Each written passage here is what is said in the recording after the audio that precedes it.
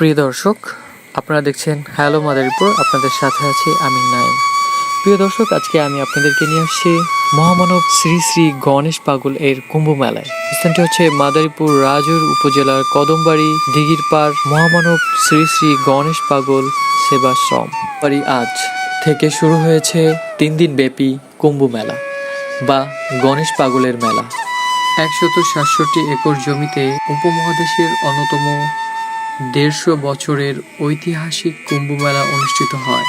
জানা যায় 140 বছর পূর্বে জ্যৈষ্ঠ মাসে 13 তারিখে 13 জন সাধু 13 কেজি চাল ও 13 টাকা নিয়ে কদমবাড়ি দিঘির পাড় ভারতের কুম্ভ মেলাকে অনুসরণ করে এ মেলা আয়োজন করেন।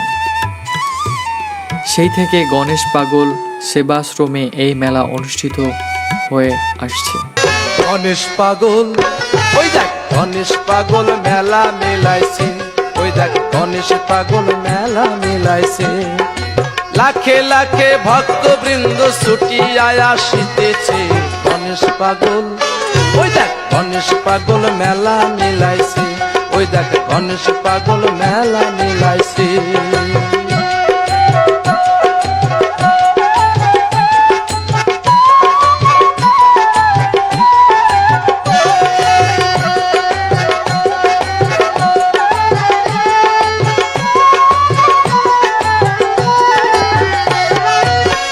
আনন্দে মন মেতে উঠেছে, অন্য পাগল কি খেলা খেলিতেছে।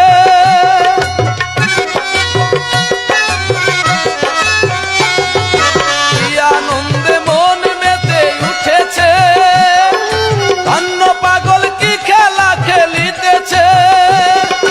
কদমবাড়ি নিত্য ধাম বানাইছে বানাইছে গণেশ পাগল, ওই দেখ গণেশ পাগল মেলা মেলাইছে, ওই দেখ গণেশ পাগল মেলা মেলাইছে।